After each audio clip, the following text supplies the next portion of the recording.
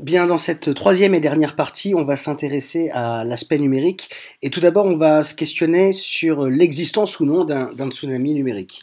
Alors, j'ai environ 40 ans, on va dire que c'est pas si vieux que ça, et pourtant, j'ai connu ces objets-là. Alors, ce bon vieux téléphone à cadran circulaire, ça c'était les MO5 qui équipaient les écoles de l'époque. Le fameux Minitel, on était très très en avance quand on avait le Minitel. Et les vieux tourne-disques à l'ancienne. Donc ces objets-là, je pense que pour les plus jeunes d'entre vous, ça doit vous sembler des choses voilà, vraiment très très anciennes qui de toute façon voilà, ne sont plus du tout dans nos habitats aujourd'hui. Premier ordinateur domestique qu'on pouvait avoir, c'était l'Amstrad 464. C'était même pas des disquettes, c'était des cassettes. Fallait attendre une demi-heure pour pouvoir jouer à un jeu avec des gros cubes, même pas Tetris, hein, un truc horrible. Les premiers téléphones de maison sans fil, ça a été une première révolution, ça, parce que enfin on pouvait être, quand on était enfant, adolescent, être au téléphone sans avoir toute la famille derrière dans le salon. On avait un téléphone qui pouvait aller dans la chambre. En bas à gauche, les premiers téléphones portables. Je vous laisse apprécier la beauté de la batterie. Et sont apparus après les tout premiers CD. C'était vraiment voilà, une première forme de révolution. Début des années 80, les premiers GSM. Alors celui de gauche, vous le connaissez peut-être, c'est le Bebop. C'était un téléphone, on voit encore les autocollants dans les rues, où il fallait se mettre à côté d'une borne pour pouvoir téléphoner. Donc il n'y en avait pas partout, et on ne pouvait pas recevoir d'appel sur un Bebop. Et voilà, les premiers GSM qui ont commencé à faire leur apparition. 1994, Internet commence à se démocratiser. C'était voilà, les premiers modems, les 56K. Donc c'était avant la DSL et c'était d'une lenteur à pleurer. Voilà. Avec ça aujourd'hui, vu ce qu'il y a maintenant dans une page Internet, il faudra environ 15 minutes pour charger la moindre page Internet. Ensuite, le premier smartphone, c'est pas Apple, hein, c'est IBM qui a été conçu en 92 et commercialisé en 94. Donc on pouvait écrire, on pouvait envoyer des messages. Vous voyez que l'écran, c'était pas encore ça. Hein. Et enfin, premier iPhone, il est arrivé en 2007, c'est-à-dire il y a à peine 12 ans. C'est-à-dire qu'en 12 ans, la possession de cet appareil a été généralisée, enfin pas de celui-là en particulier, mais du smartphone, a été généralisée dans la quasi-totalité des poches des Français. Quand vous voyez le temps que la télé a mis à s'installer dans les foyers, même la radio, la vitesse de l'équipement au jour d'aujourd'hui, je dis pas que c'est un bien, mais ça n'a absolument rien à voir. Donc, est-ce que cette rapide remontée historique fait que les élèves que vous aurez font partie de cette génération numérique. Cette génération numérique, c'est celle qu'on appelle, c'est le mythe des digital natives. Je vous passe cette vidéo comme ça et on en reparle après.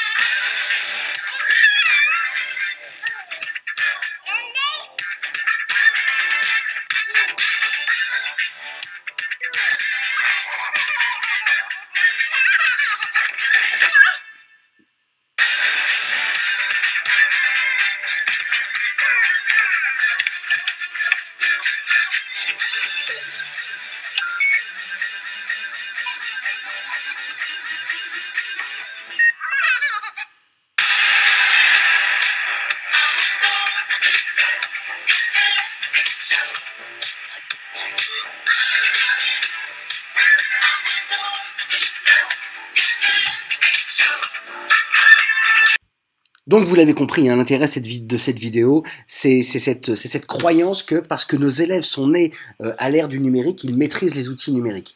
Absolument pas. Ils vont maîtriser, et encore pas du tout, Facebook. Quand je dis pas du tout, c'est qu'ils sont absolument pas conscients de comment ils peuvent configurer leur compte. Donc voilà, c'est un mythe. La génération des digital natives, c'est un mythe. Donc vous donnez quelques chiffres là. Ce sont des données qui datent de 2005.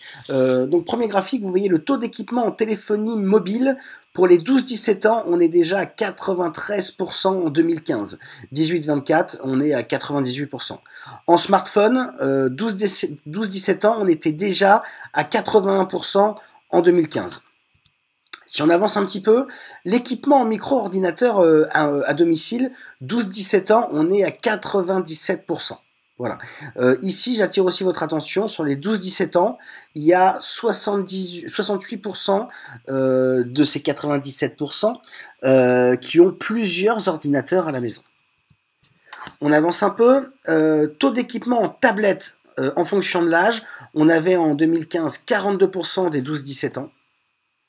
Équipement en connexion Internet à domicile, 98% en 2015. Proportion d'internautes en fonction de l'âge, 12-17 ans, on est à 100%. Ici, donc, on voit que la France est au 6e rang des nations dans l'Union européenne sur la proportion d'internautes dans la population de 15 ans et plus. Donc on est ici, là, on est à 84. Proportion d'individus qui utilisent les réseaux sociaux sur Internet pour les activités suivantes. Donc, entre 2012 et 2015, vous voyez qu'on est passé de 54 à 71% de personnes qui utilisent Internet pour s'informer. La question, c'est pas tant utiliser Internet, c'est quelle source, est-ce qu'on va s'informer sur Facebook ou est-ce qu'on va s'informer sur les plateformes en ligne des quotidiens nationaux. Voilà, à l'époque des fake news ou des infox, comme on dit maintenant, c'est une vraie question. Temps moyen par semaine sur Internet. Pour les enfants de 1 à 6 ans, on est à 4h10. 4 ans plus tôt, on n'était qu'à 2h10. 1 à 6 ans, c'est quand même relativement inquiétant de savoir ce qu'ils y font. 7 à 12 ans, on est à 5h40. 13-19 ans, on est à 14h10. 14h10 par semaine sur Internet. Donc, tout ça s'accompagne de l'hypersocialisation, c'est-à-dire l'inscription sur un certain nombre de réseaux sociaux. Là, ce sont les données pour les élèves de 13 à 19 ans et on a l'évolution de 2015 à 2016. Donc, vous voyez, sur YouTube, par exemple, il y a 14 points supplémentaires en l'espace d'1 an sur la présence sur ce réseau. Donc, est-ce qu'on a un tsunami numérique? J'ai utilisé cette expression-là parce que c'est un livre d'Emmanuel Devilenkov que je vous invite à lire. Ces deux photos que vous voyez à gauche, elles ont été prises au même endroit, une en 2005, l'autre en 2013. C'est sur la place Saint-Pierre, lors de la fumée blanche de l'élection du nouveau pape.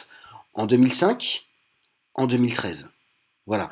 Et sachant qu'on n'est pas forcément avec le public le plus geek, forcément, cette photo nous montre quand même que ça change. Au niveau de la société, la place du numérique est vraiment en train de changer. Alors, pour essayer de vous en convaincre, il existe un petit site internet là que je vais vous montrer tout de suite. Alors, je suis obligé de sortir. Voilà, je vais actualiser la page. Ce site internet vous montre ce qui se passe sur Internet en temps réel. Donc, vous voyez là, il y a le décompte des secondes qui passent. Et donc là, en l'espace des 6 secondes, le nombre d'utilisateurs actifs a déjà monté de 6000. On a plus de 1 million de vidéos qui viennent d'être rajoutées. On est à 5... qui viennent d'être vues, excusez-moi. On est à 74 000 photos qui ont été rajoutées. Donc vous voyez, si on se balade un peu sur Instagram, vous pouvez voir les revenus en temps réel. Sur Twitter, les revenus, le nombre de tweets. Si on regarde sur YouTube, alors sur YouTube c'est quand même relativement dingue. Depuis que je suis en train de vous parler là sur cette page, donc ils ont déjà gagné 5 000 $. Et le nombre d'heures de vidéos qui viennent d'être rajoutées, on a déjà rajouté 200 heures de vidéos là en l'espace de 45 secondes. Vous pourrez retrouver donc la Google Drive qui vient de gagner 600 €, Dropbox, je vous laisse le regarder en me promenant. Sur Booking, là, on a déjà eu 700 visiteurs supplémentaires, TripAdvisor, Yahoo, enfin voilà, tout ce qui se passe en temps réel sur Internet avec les revenus alors Amazon c'est assez dingue, hein. Amazon, depuis que je suis sur la page, ils ont généré 250 000 € de profit. eBay vient de vendre pour 200 000, ils viennent de gagner 32 000 €. Et vous pouvez voilà, vous promener comme ça là-dessus sur ce qui se passe en temps réel sur Internet. Donc oui, la société est en train d'évoluer avec le numérique. Je suis dans le constat, je ne suis pas dans le jugement, je ne dis pas que c'est bien ou que c'est mal. Alors, cette nouveauté numérique, elle fait peur comme toutes les nouveautés. C'est-à-dire, quand le stylo à billes est sorti, des personnes ont dit voilà, les élèves ne sauront plus écrire. C'est-à-dire les pleins et les déliés, je ne sais pas si vous voyez qu'on écrit à la plume les traits fins ou les traits plus épais, effectivement avec un stylo bille on ne peut pas le faire. Maintenant, est-ce que l'objectif là, c'est la beauté de l'écriture ou est-ce que ça va être les capacités d'écriture derrière? C'est ça qu'il faut questionner. On a eu la même chose avec l'apparition de la calculatrice. Avec une calculatrice, les élèves ne sauront plus calculer.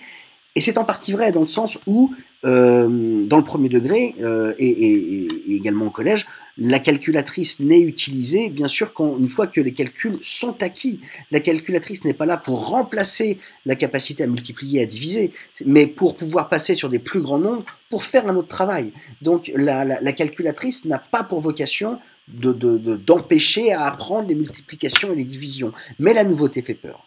Donc pour faire évoluer les pratiques, qu'est-ce qu'il faut? Il faut comprendre les outils qui sont à notre disposition, comprendre leur puissance, leurs limites et leurs dangers.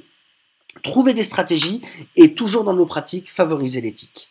Donc, autre élément, il y a 25 ans, si je vous demande de trouver 5 manières qu'on avait pour communiquer avec l'autre. Alors en général, on pense au courrier, à la carte postale, on pense au téléphone, on pense au télégramme éventuellement.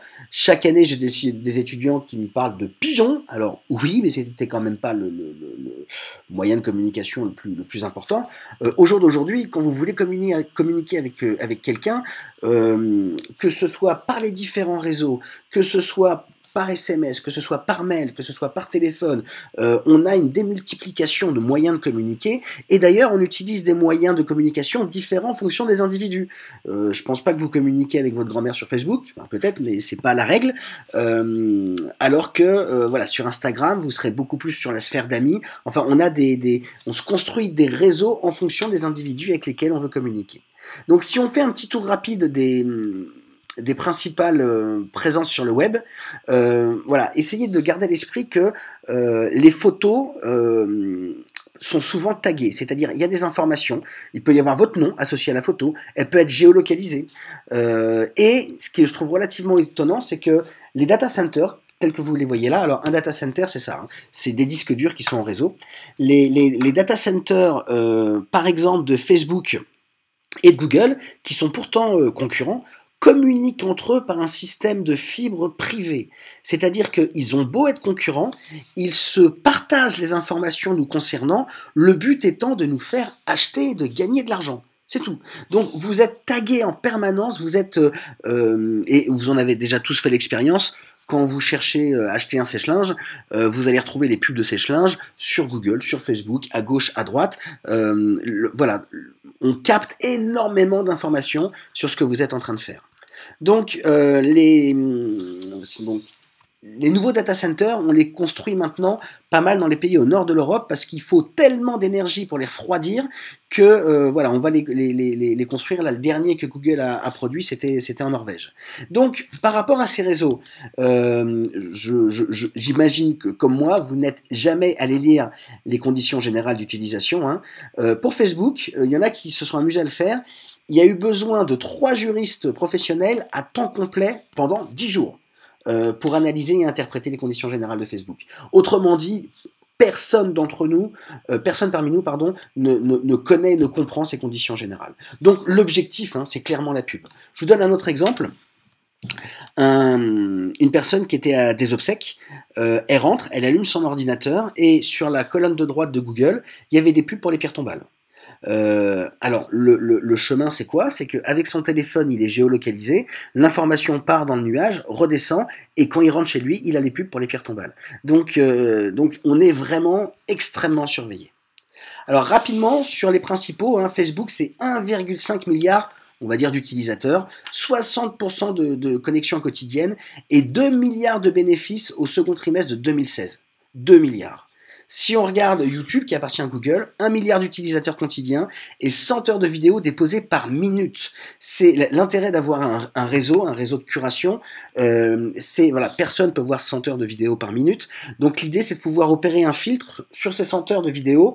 J'ai peut-être, moi, envie de voir les 10 minutes sur tel usage pédagogique de la classe inversée, par exemple. Donc l'intérêt d'avoir un réseau, c'est d'opérer un filtre par rapport à cette masse d'informations. d'information. Pour Flickr, on a 1 Tera de stockage gratuit et en 2011, on avait déjà 6 milliards de photos. Alors sur Flickr, si vous l'utilisez, vous avez le choix de la licence. Ça, c'est important. Est-ce que vos photos vont rester personnelles ou est-ce qu'elles vont tomber en fait dans la Creative Commons, dans le domaine public? Pour Twitter, 140 caractères, 900 millions d'utilisateurs. C'est un outil qui est généralement plus utilisé et sans doute plus pertinent pour la veille professionnelle. Vous avez par exemple un compte Twitter pour EduSchool qui vous permet de voir les nouveautés qui tombent régulièrement. Sur Google, alors Google+, ça a été un flop. Hein. Ils ont essayé de faire fonctionner ça, ils ont voulu essayer de copier un peu ce qui se faisait sur Facebook et ça a été un flop complet. LinkedIn sur le réseau professionnel, 300 millions d'utilisateurs, 5,7 milliards de recherches en 2015. 5,7 milliards. Et enfin WordPress, qui est le logiciel qui va principalement permettre de créer les sites web, ça représente le quart du web mondial. Le quart du web mondial pour un seul élément. Alors, une fois qu'on a présenté ça, il y a aussi des outils dans l'éducation nationale que vous ne connaissez pas, notamment via Educ, qui permet de partager avec des collègues. Pour rentrer ici, il faut forcément avoir une adresse assez Créteil. Vous pouvez créer un groupe et rejoindre un groupe qui mène une réflexion commune. Si vous avez une réflexion sur la maîtrise de la langue, par exemple, vous avez un ensemble de groupes où vous pouvez mutualiser vos pratiques, vos documents et votre réflexion. Donc, il existe des réseaux sociaux professionnels dans le monde de l'éducation nationale.